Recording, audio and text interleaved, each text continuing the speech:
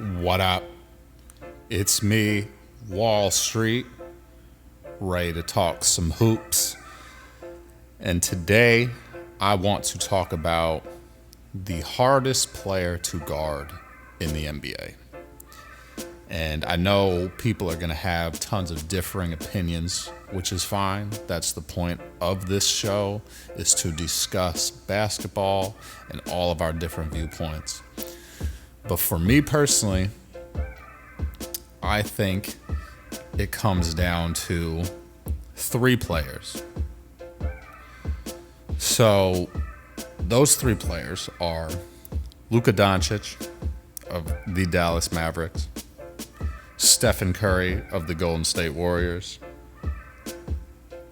and last but not least, Joel Embiid of the Philadelphia 76ers. The reason why I think these three players are so difficult to guard on an individual basis and on a team basis is that they possess either the skills, athleticism, and or body that makes it very, very difficult to stop them from achieving what they're trying to achieve, which is score, pass the ball, win the game, right? So let's start with Luka Doncic. Luka Doncic is basically a 6'7" or 6'8" point forward that can shoot from anywhere on the court, plays the game at the speed that he wants to play at, meaning that he can slow down the game and speed up the game at will, and the opposing defense has to adjust to it, which is frankly probably the hardest part about guarding him, is that if you watch Luka's tape closely, you can see that like when he goes into some of his like floaters and layups, once he decelerates and starts to basically get into his gather move, he does it with such control. I really have not seen other players in the league do this. And I think it's kind of becoming a trend. More players are kind of catching on to it, but Luka is obviously the best one at it. And he just like, as soon as he like steps into the paint or is right around, the free throw line, he can just like move. He goes from being super quick to basically stopping on a dime or pushing forward very slowly and almost fakes people out while he's, about to hit his second step before he launches the ball, towards the hoop. So that's difficult because it constantly makes coaches make adjustments based on, the type of personnel that's guarding him. But more likely than not, that doesn't really do much. Stephen Curry is a different type of animal when it comes to this because he's also very good at finishing around the basket, but he is such a difficult player to guard because he can shoot from anywhere and he's the best shooter of all time. So it doesn't really matter, like who's guarding him, because on some level he's going to be able to just make the shot anyway. Like if you just look at his off-season workouts and like the types of shooting drills that he goes through, this guy is prepared to shoot in any situation.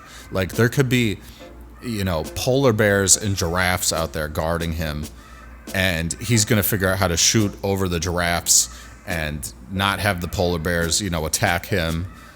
It's crazy, right? That's obviously a very, otherworldly example. I don't know where you would have giraffes and other zoo animals guarding basketball players, but, he'll still make the shot. That's the point. And he's impossible to guard. You might be able to, strike his rhythm a little bit, but it's going to be incredibly difficult to stop him from scoring, right? The only real thing that I think could work is like I talk about the Wizards a lot, right? But like Alex Sarr is a guy to me that day one is going to be able to defend multiple positions at the NBA level. And I think he still has a little bit of, work to do to get his agility up and get his speed up and his size, frankly, like in terms of being bulkier and stronger.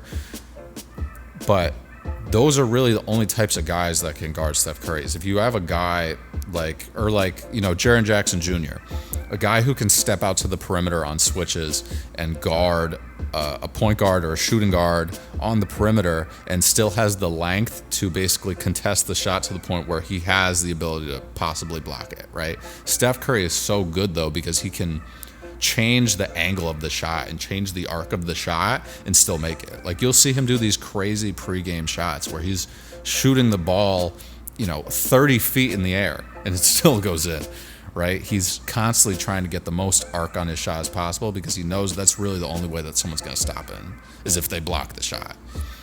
So, lastly, Joel Embiid is such a difficult player to guard because he is just physically not like, the usual player that we see in the league. And on top of that, he has one of the best skill sets, if not the best skill set we've seen in a center, like, ever. Right? Like, Wilt Chamberlain obviously scored, 50 points per game in a season and, I think 40 something in another season. But that was a different era, and he wasn't shooting threes and wasn't, really making a ton of free throws, wasn't doing the types of things that Joel Embiid is doing. Similar players in terms of body type, right? But, Wilt was probably a little bit more muscular, whereas Joel is a little bit more, he's strong. He's incredibly strong, but he's probably not as built as Wilt was. And, comparing Joel Embiid to someone like Shaq didn't have that mid-range jumper, didn't have the three-point shot, really wasn't a good free throw shooter. He was a guy that was going to make shots within 5 feet of the basket, right? And that was pretty much it. Jump hooks, dunks, layups, things of that nature, right? So Joel Embiid is a guy who is going to score at will, and frankly, you have to foul him. You have to foul him because he's going to just score. So a lot of people complain about how many, free throws he's shooting and, how it's, bull. The refs are giving him all of these free throws, yada, yada, whatever. I would argue that Joel Embiid is probably deserving of more free throws than he gets, but they're not going to call it because that's going to slow down the game so much, right? It already slows down the game a good deal, but, like, you can't stop someone like that. I used an example previously about how, if you have an 18-wheeler truck going head-to-head with a Honda Civic head-on, who's going to win that collision? The truck is going to barrel through the Honda Civic.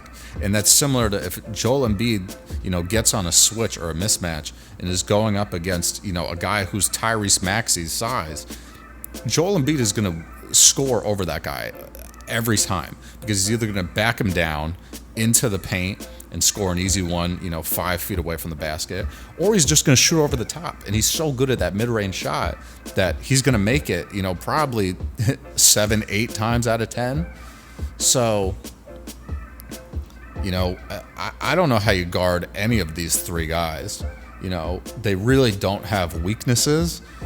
And even if you shut them down in terms of scoring, they're still going to get a ton of assists. Stephen Curry is a great passer. Joel Embiid is a great passer for his size. He's not, the same passer that Nikola Jokic is, but he doesn't really need to be because that's not the type of player that he is. But he's still averaging close to 6 assists per game last season. So with Steph Curry, he's also a great passer, and he moves incredibly well off the ball.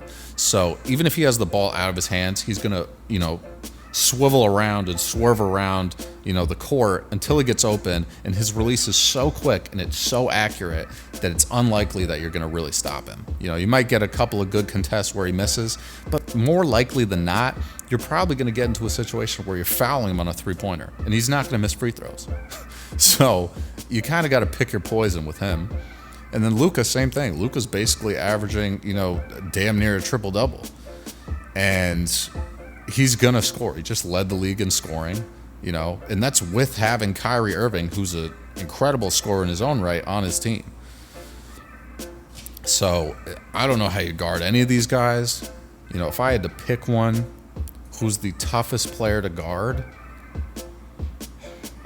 Man, I don't know. That's a really tough thing to say, but I mean, just in terms of sheer size, right? Probably Joel Embiid, but in terms of just toying with your defender and, making the defense do what you want to do, it's probably Luka Doncic.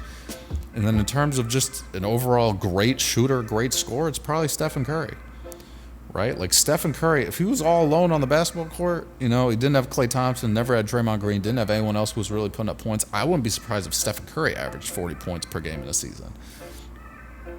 But that window is probably past us at this point, just because Steph's a little bit older. I don't think he can really handle scoring 40 points a night without getting injured along the way. So, but you guys let me know. You think I missed somebody? I think Nikola Jokic and Giannis are also pretty difficult to guard, but I think compared to, those three guys that I mentioned previously, like Giannis, he can't really shoot, right? So that's the weakness, is you try to play him, and put him on the outside, make him shoot.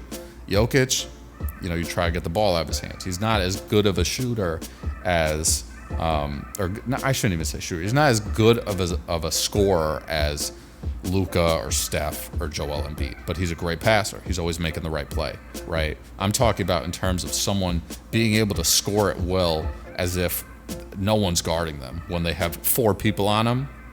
I think that conversation is pretty limited to Luka Doncic, Stephen Curry, and Joel Embiid. But you guys let me know. You think I missed somebody? Is there someone else in the league who's, a better scorer than one of these 3 guys? Let me know. I want to hear your guys' thoughts, and I'll catch you with the next one. Stay safe. Deuces.